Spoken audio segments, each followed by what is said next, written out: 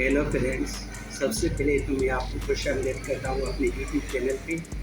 मेरा नाम डॉक्टर विजय कुमार है और मेरे यूट्यूब चैनल का नाम है expert of disease and it's treatment. मेरी आपसे रिक्वेस्ट है कि आप ज़्यादा से ज़्यादा इसको सब्सक्राइब करें, लाइक करें, व्यूज़ दें, कमेंट्स दें और शेयर दें, ताकि मैं रोज़ाना की बुनियाद पे आपको ज़्यादा से ज़्यादा मेडिकल साइंस के हवाले से, आपको उसकी डिज़ीज़ के हवाले से और उसकी ट्रीटमेंट के हवाले से गाइड करता रहूँ। और मेरा आपसे ये वादा है और आप मुझसे भी वादा करें कि आप रोज़ाना मेरी एक वीडियो ज़रूर देखें। मेरा आपसे वादा है कि विदिन 6 मंथ्स में मैं एक आपको अच्छा फैमिली फिजिशियन बना सकता हूँ, चाहे आप किसी भी कम्युनिटी से वास्ता रखता हूँ, चाहे आप दुकानदार हो, चाहे आप मेडिकल स्टूडेंट हो, चाहे आप डॉक्टर हो। आप रोज़ाना मेरी मूवी देखें, इंशाल्लाह विदिन 6 मंथ में आप मुझे अच्छे फैमिली फिजिशियन बन सकते हैं। अच्छा, आज का मेरा टॉपिक है वो है डायरिया है। और डायरिया के मतलब आप सब जानते हैं कि it is the one of the most common disease and dangerous disease of the world. दुनिया लेवल में सबसे ज़्यादा पाई जाने वाली और ख़तरनाक बीमारी है, और इसकी वजह से इसकी मौत भी बहुत ज़्यादा होती है, चाहे वो बच्चे हो, बूढ़े हो या जवान हो। और इसकी कोई एज लिमिट नहीं होती। ये नियोनेट्स में भी हो सकती है, जवानों में भी हो सकती है, बूढ़ों में भी हो सकती है, औरत में भी हो सकती है, मर्द में भी हो सकती है, किसी में भी होती है। डायरिया होती क्या है? डायरिया हम उसको कहते हैं जिसमें आपके जो है लूज वाटर स्टूल्स हो और उसकी जो फ्रीक्वेंसी हो वो मोर देन 4 to 25 या 30 टाइम्स पर डे हो और लूज वाटर स्टूल हो, तो उसको हम डायरिया कहते हैं। और इसके जो है पहले इसको जब डीप में हम चले जाएं या इसका डायग्नोज बनाएं या ट्रीटमेंट बनाएं, उसके लिए ज़रूरी है कि आप पहले इसकी सीवियरिटी देखें कि ये माइल्ड है, मॉडरेट है या सीवियर है, और इसका काज क्या है डायरिया के। इसके ज़्यादातर जो काजेज़ होते हैं, नियोनेट्स होते हैं, उसमें इसके काजेज़ होती है लैक्टोज इंटॉलरेंस, यानी कि जो एक माह से कम बच्चे हों, वो माँ का दूध पीने की वजह से उसको जो लैक्टोज इंटॉलरेंस होती है, जिसकी वजह से डायरिया हो जाती है। दूसरा है और वायरल डायरिया। दुनिया में जितने भी डायरिया के केसेस हैं उसमें 50% जो केसेस होते हैं वो वायरस की वजह से होते हैं, जिसका नाम है रोटा वायरस। दूसरे नंबर पे आ जाती है बैक्टीरियल डायरिया। बैक्टीरियल डायरिया में ज़्यादातर जो काजेस हैं वो है बेसिलरी डिसेंट्री, कॉलरिया और फूड पॉइजनिंग वगैरह, ठीक है। उसके बाद आती है डिजीज़ रिलेटेड डायरिया, यानी कि आपको डिजीज़ कोई और होगी और उसके साथ जो सिम्टम्स होंगे उसमें आपको डायरिया भी हो सकती है। जैसे आपको गैस्ट्राइटिस हो गई, इंटेरिक फीवर हो गया, फूड पॉइजनिंग हो गई, एब्डोमिनल टीबी हो गई, इंटेस्टाइनल कार्सिनोमा हो गया, सीलियाक डिजीज़ हो गई, इरिटेबल बाउल सिंड्रोम हो गया, या कभी कभार डिप्रेशन की वजह से भी डायरिया हो सकती है। तो ये हो गई आपकी काजेज़। अब आपने देखना ये है कि माइल्ड है तो आप घर बैठ के उसका इलाज कर सकते हो। अगर मॉडरेट है या सीवियर है तो आप उसमें रिस्क मत लें, वो डॉक्टर के पास जाएं या हॉस्पिटल में एडमिट जाए।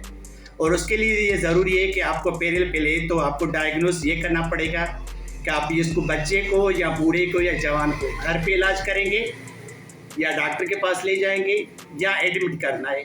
उसके लिए आपने सीवियरिटी देखनी है, माइल्ड, मॉडरेट, सीवियर। उसके बाद आ जाते हैं हम काज क्या है हमारा। जैसे हमने कहा कि लैक्टोज इंटॉलरेंस, तो उसमें बच्चे का जो टॉलरेंस है वो कम होता है, जिसकी वजह से बच्चा बार बार स्टूल पास करता है। तो उसमें आपने ये देना है कि लैक्टोज फ्री मिल्क देना है, एक तो अगर टॉप फीड पे है यानी कि बॉटल में पीता है, तो अगर माँ की दूध पीता है माँ का, तो आपने उसको कोली ड्रॉप्स देना है और कुछ भी नहीं देना, बस ये सिंपल ट्रीटमेंट है। उसके बाद हम आ जाते हैं रोटा वायरस में।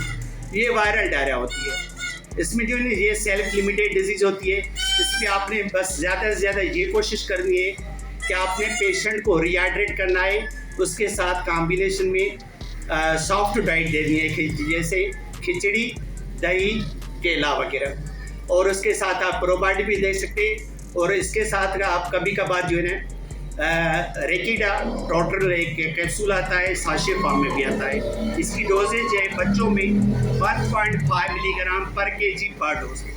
ये 10 मिलीग्राम में भी आता है 30 मिलीग्राम में भी आता है, 100 मिलीग्राम में भी आता है। ये एबट फार्मा की तरफ से हेड्रासेक के नाम से आती है। हेड्रासेक साशे और कैप्सूल आता है। रोटा वायरस में आपने सिर्फ पेशेंट को जो है रिहाइड्रेट करना है, इस पर ज़्यादा से ज़्यादा तवज्जो देनी है, क्योंकि ज़्यादातर जो अमवात होती है वो पेशेंट को पानी की कमी की वजह से होती है और किसी वजह से नहीं होती। पेशेंट को पानी कम हो जाता है तो वो हाइपोवॉल्यूमिक शॉक में चला जाता है। दूसरे नंबर पे आ जाती है बैक्टीरियल डायरिया। बैक्टीरियल डायरिया में ज़्यादातर देखा गया है कि बेसिलरी डायसेंट्री होती है, जिसको हम शिगिलोसिस कहते हैं। इसमें आपकी जो ड्रग ऑफ चॉइस है वो बच्चों में आप जो है ना फास्फोमाइसिन दे सकते हैं और स्प्रोफ्लैक्सासिन दे सकते हैं, सेफ्ट्रान सिरप दे सकते हैं और सेफिस्पान सिरप दे सकते हैं, और एंटीबायोटिक में आप एमिकासिल सल्फेट दे सकते हैं, थर्ड जनरेशन सेफलोस्पोरिन दे सकते हैं। ये अकॉर्डिंग टू आपकी सीवियरिटी के हिसाब से होगा। और दूसरे नंबर पे आ जाती है कॉलरिया। कॉलरिया सबसे खतरनाक डिजीज़ है डायरिया की, जिसमें पेशेंट की जो स्टूल की फ्रीक्वेंसी होती है बहुत से ज़्यादा होती है, और इसमें जो ना आपको डायग्नोज करने के लिए ये देखना पड़ता है कि डायरिया का कलर कौन सा है। कॉलरिया में राइस वाटर स्टूल होता है, उसका कलर जो होता है राइस की तरह सफ़ेद होता है और उसकी फ्रीक्वेंसी बहुत ज़्यादा होती है। कभी कभार डायरिया जो है ना वॉमिटिंग के साथ भी होता है। अगर वॉमिटिंग ज़्यादा हो तो आप कोशिश करें इसको IV लाइन मेंटेन करें। अगर हाइपोवॉल्यूमिक शॉक में चला गया है पेशेंट तो पहले आप उसको नॉर्मल सलाइन दें, उसके बाद जो है ना रेंगोलेक्ट पे स्विच ऑन कर दें। अगर माइल्ड केसेस है तो उसमें आप निम्कोली दे सकते हैं। और कॉलरिया में जो ड्रग ऑफ चॉइस हमारी है वो है डॉक्सीसाइक्लिन। कैप्सूल विपरामाइसिन आता है फाइजर फार्मा की तरफ से, वो ड्रग ऑफ चॉइस है कॉलरिया में। दूसरे नंबर पे आप जो है ना इसको नोविडेट सेप्रोफ्लैक्सासिन दे सकते हैं, सेफ्ट्राइक्सोन रोसिफिन इंजेक्शन आती है वो दे सकते हैं, एमिकासिन सल्फेट है वो दे सकते हैं। ये हो गई कॉलरिया की ट्रीटमेंट। और रिहाइड्रेट ज़रूर करना है पेशेंट को, और खाने में जो है ना आपने देना है खिचड़ी, दही और केला। उसके बाद आ जाती है ड्रग इंड्यूस डायरिया। इसमें यह होता है कि पेशेंट को पहले कोई भी कंप्लेन नहीं होती, कुछ भी नहीं होता। जैसे ही उसने कोई मेडिसिन ली, खासतौर पे एंटीबायोटिक जैसे एमाक्सिल, आगमेंटिन, एरिथ्रोमाइसिन वगैरह वगैरह, उनके खाने के बाद अगर पेशेंट को लूज वाटर स्टूल हो जाते हैं तो आपने फ़ौरन उसे एंटीबायोटिक को बंद कर देना है। उसके बाद आपने और कुछ भी नहीं करना है, हेड्रासेक कैप्सूल या साशे फार्म लेना है और निम्कोल पीना है, बस उससे आप ठीक हो जाओगे। उसके बाद आती है डिजीज़ रिलेटेड डायरिया, यानी कि बीमारी एक है उसके साथ कॉम्प्लिकेशन या सिम्टम्स जो हैं वो डायरिया के हैं। जैसे मैंने पहले ही कहा था कि इसमें जो है ना एंटेरिक फीवर है, मुद्दे का बुखार है, उसमें भी डायरिया हो जाती है। आपकी जो है ना गैस्ट्राइटिस है उसमें भी हो जाती है, फूड पॉइजनिंग है उसमें भी हो जाती है, एब्डोमिनल ट्यूबरकुलोसिस है उसमें भी हो जाती है, इंटेस्टाइनल कार्सिनोमा है उसमें भी हो जाती है, और आपकी सीलियाक डिजीज़ है जिसमें आप गंदम ज़्यादा खाने की वजह से आपको सीलियाक डायरिया हो जाती है। उसमें सिंपल ट्रीटमेंट ये है कि आप गंदम कम से कम इस्तेमाल करें, यानी कि वीट जो भी रिलेटेड फूड्स है वो उसको अवॉइड करें। अगर एब्डोमिनल TB की वजह से तो आप ATT ट्रीटमेंट खा सकते हैं, यानी कि एंटी ट्यूबरकुलोसिस ट्रीटमेंट आप खा सकते हैं। और अगर एंटेरिक फीवर की वजह से डायरिया है तो आपने एंटेरिक फीवर को ज़रूर ट्रीट करना है। उसके लिए ड्रग ऑफ चॉइस हमारे पास जो है वो है सेप्रोफ्लैक्सासिन, सेफिक्साइम ग्रुप और सेफ्ट्राइक्सोन ग्रुप और मेरोपेनिम और एजिथ्रोमाइसिन ग्रुप। ये ज़्यादातर पाकिस्तान में हमारे यहाँ यूज़ होते हैं एज एंटेरिक फीवर की ट्रीटमेंट के हवाले से। और इंटेस्टाइनल कार्सिनोमा, ये तो आप जो है ना कार्सिनोमा कैंसर जो है ना इसकी थेरापी होती है। आपने उसको सिर्फ ये करना है कि फ्लूइड रिप्लेसमेंट करना है और कुछ भी नहीं करना है।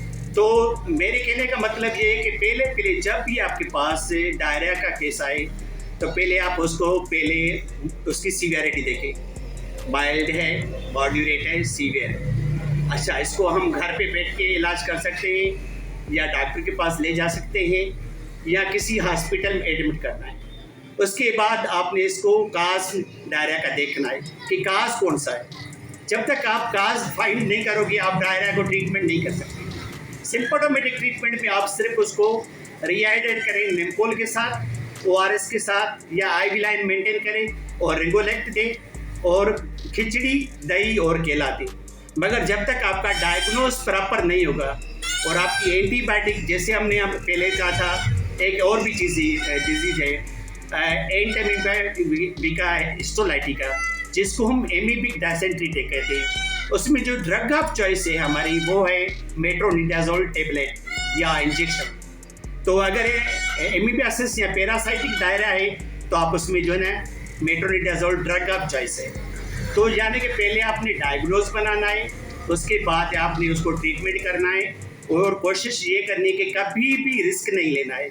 जैसे ही समझते हैं आपके पेशेंट को जो है ना पानी की कमी हो गई है या उल्टी ज़्यादा हो गई है, तो प्लीज़ उसको जो है ना किसी डॉक्टर के पास ले जाएं या एडमिट करें तो बेहतर है। अल्लाह हाफिज़।